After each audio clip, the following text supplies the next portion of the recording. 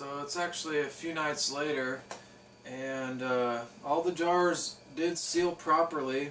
They, they don't move up and down when you touch them on the top, which is how you can tell. They all look okay on the inside. I actually opened up the jalapeno salsa to give it a try, and yeah, the seal was nice and tight when I took the lid off, and it's pretty good too. Right up there, pretty spicy on a 7 or so. I did put a lot of jalapenos in this particular one. Give it a little try here, and ginger is just so nice in there. It really is. But I had a friend actually try this salsa the other night, and he liked it a whole lot, but he did mention that it seemed a bit watery.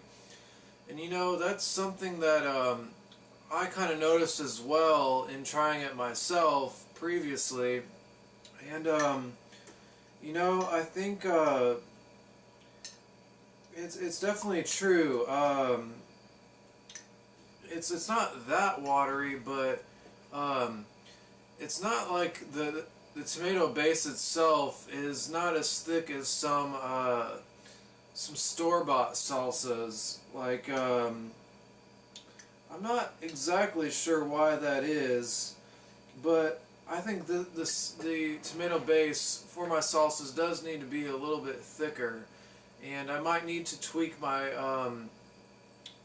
the way I go about making them a little bit.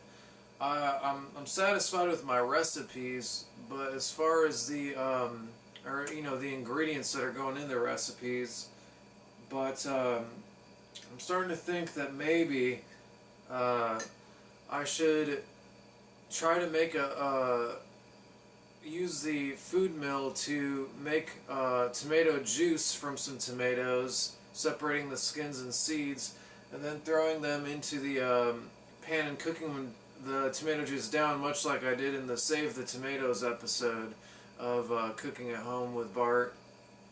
And I just think maybe the way to get it to where it's a bit more like the store-bought salsas is to maybe make a thickened tomato base beforehand, and then throwing in the ingredients like the garlic and the peppers and whatever else is in here.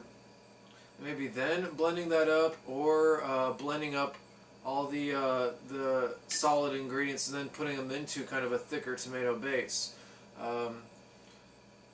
When I say thicker, I just kind of want it to be maybe a little bit thicker than what I have here. It's not so bad, but it's just missing a little bit of thickness, and I think maybe using a thickened up tomato base would fix that. But anyway, that's a bit beside the point. The point is that we did learn how to can. I canned all these successfully, and I did take issue with some of the canning equipment that I've purchased. For one thing, this jar lifter that I bought seemed like it's just not that great. One thing I've kind of noticed is that I think a lot of food processing equipment that's on the market is kind of shoddily made, kind of just mass-produced kind of garbage. And I think I would say be careful when you're actually going to buy the stuff that you're going to use for canning. This jar lifter is made by Ball Jars, and it's got these weird handle things that I don't particularly understand. One of them just busts off frequently. I don't even know where the other piece is, and it doesn't ever want to come back together. So I don't really get it myself, but And then, you know, the canning rack did finally come in the mail. It's but you know, this one actually turns out it's a little bit too small. The other one was too big. I thought I had an 8-inch pot. Maybe it's a little bit bigger than that. This might be my fault, you know, but like I might try to modify this canning rack. But the point is, just be careful when you're going to can. Try to do your best to just get your equipment from a reputable dealer.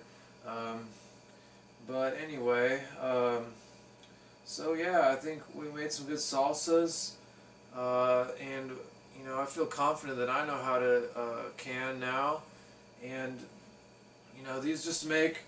I'm really glad I learned how. I mean, these make great gifts. You know, you can even.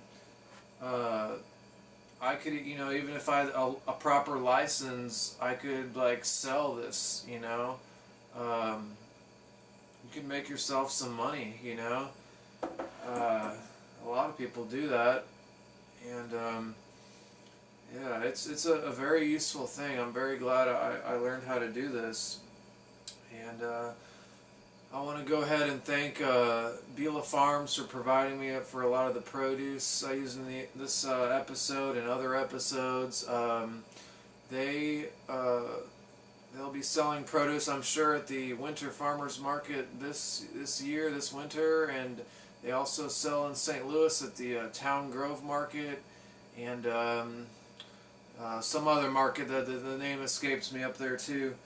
But yeah, it's looks like we did it again. Some nice jars here. Kicked some ass. Thanks for watching, guys, and remember to eat well and be happy. Take care.